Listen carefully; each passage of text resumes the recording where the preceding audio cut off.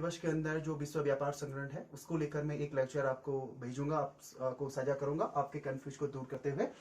आपकी समस्या को मद्देनजर रखते हुए मैंने एक ब्लैक बोर्ड पर एक लेक्चर बनाया है WTO पर।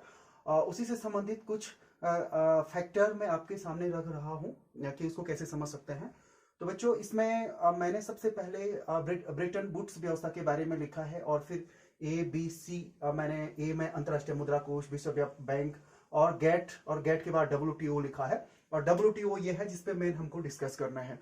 लेकिन इससे पहले WTO से पहले उसके दो तीन चीजों को स्पष्ट समझना है। बेसिकली जब द्वितीय विश्व युद्ध चल रहा था तो द्वितीय विश्व युद्ध में विश्व की आर्थिक स्थिति बहुत खराब हो चुकी थी। तो ऐसे हालत में 1944 को ब्रेटन वुड्स एक सम्मेलन हुआ है अमेरिका के अंदर। उस सम्मेलन में दो वैश्विक अंतरराष्ट्रीय संगठन, जिसमें अंतरराष्ट्रीय मुद्रा कोष और विश्व बैंक है, इनकी स्थापना की गई थी। इनकी स्थापना के साथ साथ जो गेट जो 1948 में बना है, जिसका full form general agreement on tariff and trade है, जो सीमा शुल्क और व्यापार संबंधी सामान्य समझौता का से संबंधित नियम बनाती थी। इसकी पृष्ठभूमि 1944 में रखी गई थी, लेकिन 1944 को ये नहीं बन पाया। और फिर 1948 में 1948 में दुनिया के लगभग दुनिया के 123 देशों ने, मतलब 100 कुछ 23 देशों के आसपास मिलकर उन्होंने एक गैट संगठन बनाया। तो गैट एक एग्रीमेंट किया, और गैट एग्रीमेंट करने के पीछे मेन रीजन ये था कि ये इस एग्रीमेंट को करने के पीछे सबसे महत्वपूर्ण कारण ये था कि एक मुक्त व्यापार, मतलब दुनिया के विभिन्न देशों के अंदर एक मुक्त व्यापार को बढ़ावा मिल सके, और उसके साथ जो टैक्स है, व्यापार में जो टैक्स है, उसकी दरों में कमी लाया जा सके। लेकिन गेट से WTO तक बनने का एक बहुत लंबी हिस्ट्री है, क्योंकि गेट एक समझौता था, संगठन नहीं था। तो ये 1948 में हुआ था, जबकि इसकी पृष्ठभूमि 1945 में रखी गई थी। लेकिन उस दौर में कुछ देशों की आपत्ति के कारण ये पूर्ण रूप से एक संगठन के रूप में नहीं बन पाया। फिर 1948 में गेट एक महत्वपूर्ण व्यापारिक समझौता हुआ, तो जिसमें इस समझौते के पीछे दो रीजन है जो मैंने आपको बताया। फिर उसके बाद 1948 से 1995 तक, क्योंकि WTO की स्थापना 1995 को हुई थी, ये लिखा भी है मैंने इधर। तो इनके बीच में 8 बैठकों का दौर हुआ कम से कम, और उसमें गेट के निर्णयों को लागू करने के लिए एक संस्था की बहुत जरूरत पड़ी थी, और वह संस्था कौन बनी? WTO बनी। तो बेसिकली WTO गेट का परिवर्तित एक इसका परिवर्तित रूप भी है, इसको एक परिवर्तित रूप भी कह सकते हैं, और इसका एक स्वरूप, नया एक बदलता हुआ स्वरूप भी इसे कह सकते हैं। तो अंत में गेट का जो 8वां दौर बैठक 1986 से 93 में रुग्वे भी इसे कहते हैं चला। तो इसमें एक डंकल ड्राफ्ट आया था, जिसमें 1994 में डंकल ड्राफ्ट में सहमति बनी थी कि अब एक संगठन बनाया जाएगा जिसका नाम WTO होगा। तो ये डंकल जब प्रस्ताव आया इस दौरान, क्योंकि बेसिकली डंकल कौन थे उस टाइम पे? गेट के एक निदेशक थे, तो वो एक प्रस्ताव लाए थे।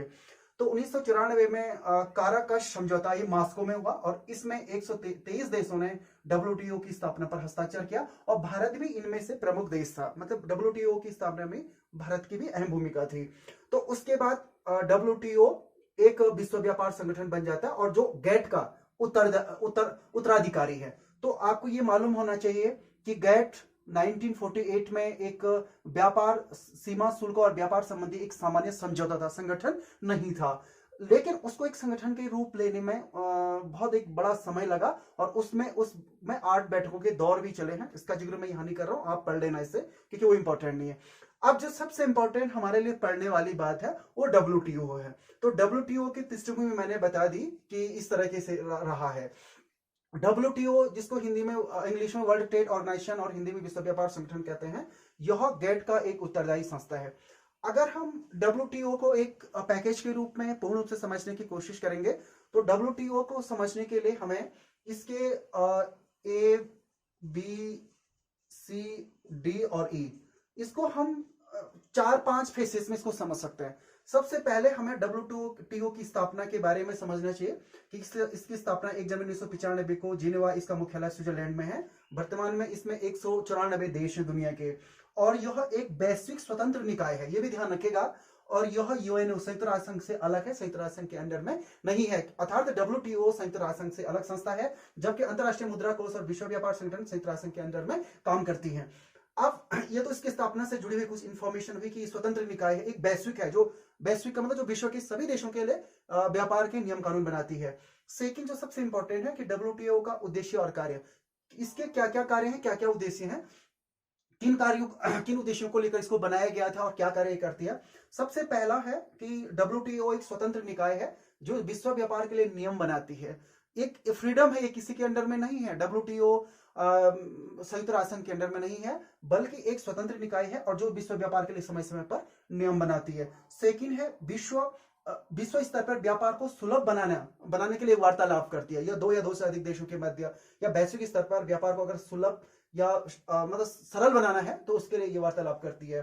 तीसरा है व्यापारिक विवादों का निपटारा, जो भी व्यापारिक ट्रेड से जुड़े हुए, व्यापार से जुड़े हुए जो भी विवाद होते हैं उनका सॉल्यूशन करना भी WTO का काम है। फिर है व्यापार वार्ता के लिए एक फोरम तैयार करना, मतलब जो व्यापारिक वार्ताएं होती हैं विभिन्न देशों के मध्य, उनके लिए एक फोरम का काम भी करती है। फिर सदस्य देशों के व्यापार नीतियों की निगरानी, जो प्रत्येक देश, जो जितने भी सदस्य देश हैं, 164 देश वर्तमान में इसके मेंबर्स हैं, इन 164 देशों की जो भी व्यापार नीतियां हैं उनकी निगरानी करती है।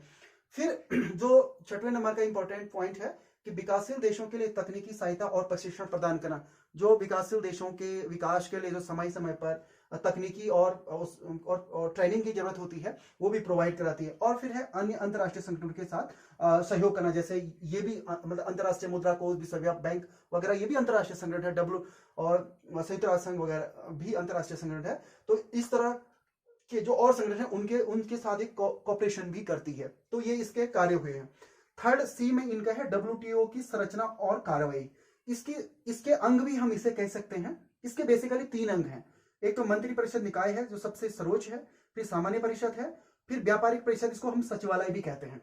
तो ये तीनों अंग मिलकर समय समय पर विश्व व्यापार संगठन के कार्यों को करती हैं। सबसे पहले मंत्री परिषद निकाय है जो सबसे सर्वोच्च संस्था है। इसमें प्रत्येक देश के वाणिज्य मंत्री इसके सदस्य होते हैं और जो समय समय पर नियम लेते हैं। सेकंड सामान्य परिषद है जो नियमों को लागू करती है, मतलब इसको हम कार्यपालिका कह सकते हैं, व्यवस्थापिका कह सकते हैं, इसको हम कार्यपालिका कह सकते हैं। तो जो सामान्य परिषद है वो निर्णयों को लागू करती है। निर्णय किसके? मंत्री परिषद के। तो मंत्री परिषद के निर्णयों को लागू करने वाली संस्था कौन होगी? सामान्य परिषद होगी। उसके बाद सबसे लास्ट में व्यापारिक परिषद और सचिवालय है। सचिवालय और व्यापारिक परिषद बेसिकली क्या करती है कि जो WTO विश्व व्यापार संगठन के जितने भी प्रशासनिक और वित्तीय से संबंधित जो भी निर्णय कार्य हैं उनमें प्रशासनिक कार्य में इसकी मदद करती है। ठीक है, तो ये इसकी संरचना और इसकी कार्य प्रणाली से जुड़ा हुआ पहलू था। अगला है इसका WTO की बैठक है। बेसिकली WTO की जो पहली बैठक हुई थी 1996 में हुई थी। तो 1996 से लेकर आज तक अर्जेंटीना में इसकी 2017 में बैठक हुई है। प्रत्येक 2-3 साल के अंतर्गत इसकी बैठक होती है और बैठक में सभी देशों के 194 देश हैं, उन देशों के जो वाणिज्य मंत्री हैं और भी जो नेता लोग हैं वो इसमें भाग लेते हैं। तो इन बैठकों में विभिन्न निर्णय, हर बैठक में अलग अलग निर्णय लिया जाता है और बहुत सारे मुद्दों पे बहुत डीपली से बात की जाती है। तो इसको भी आप अपने जो आपके पास मैंने नोट्स दिया है या फिर जो मैटर मैंने प्रोवाइड कराया है उसमें आप लोग देख लेंगे। F में जो सबसे इंपॉर्टेंट भी है कुछ हद तक कि WTO और भारत, विश्व व्यापार संगठन और भारत, ये आपको जरूर देखना है, इससे भी सवाल आपके एग्जाम में आ सकते हैं। तो सबसे पहली बात यह है कि भारत WTO चाहे GATT का हो या WTO का हो या GATT समझौते का हो या WTO संगठन, दोनों का भारत प्रारंभिक से सदस्य रहा है। भारत इसका संस्थापक देश रहा है WTO का और बहुत सक्रिय भी रहा है और सक्रिय के साथ साथ एक संस्थापक देश भी रहा है। लेकिन भारत ने हमेशा WTO के अंदर जो विकासशील देश हैं अपने हितों और जो तीसरी दुनिया के विकासशील देश हैं उनके हितों को लेकर हमेशा, उनकी हितों की रक्षा के लिए हमेशा भारत बहुत सक्रिय रहा है WTO में। तो भारत ने हमेशा WTO के अंदर कृषि, श्रम, पर्यावरण, सब्सिडी जो हमारे देश में मतलब गरीबों को दिया जाता अनाज पे, पर विकासशील देशों के हितों में जनमत तैयार करने की कोशिश की। अर्थात उसने हमेशा विकासशील देशों के जो हित थे वैश्विक विश्व व्यापार संगठन में, उनकी बहुत पुरजोर पैरवी भारत ने की और भारत ने हमेशा उदारीकरण और भूमंडलीकरण की नीति का हमेशा समर्थन किया। तो मिला जुला के इसको भी आप ठीक से और भी देख लेंगे, लेकिन WTO में भारत की बहुत सक्रिय भूमिका रही है और भारत ने हमेशा WTO जो अंतर्राष्ट्रीय संगठन है, उस अंतर्राष्ट्रीय संगठन के अंतर्गत हमेशा तीसरी दुनिया के या विकासशील देशों के या खुद के हितों की बहुत जबरदस्त पैरवी की है। और भारत हमेशा पुरजोर तरीके से WTO के मंच पर अपनी बातों को बहुत पुख्ता तरीके से रखता है। तो बच्चों ये आपके समझ में थोड़ा आ जानी चाहिए, आप इसकी स्कैन पिक खींच के भी इसको समझ सकते हैं। तो ब्रेटन वुड्स व्यवस्था जो 1944 है उससे जुड़ा हुआ जो WTO की पृष्ठभूमि है उसको मैंने बताया। इसको छोड़ दीजिएगा, ये अलग है क्योंकि इसमें इनकी दोनों की स्थापना हुई थी। गेट एक समझौता हुआ था 1948 में, और जिसमें अमेरिका ने इसमें आपत्ति जताई थी, सहयोग नहीं दिया था, और इसके कारण ये समझौता बन के रहा, संगठन नहीं बन पाया।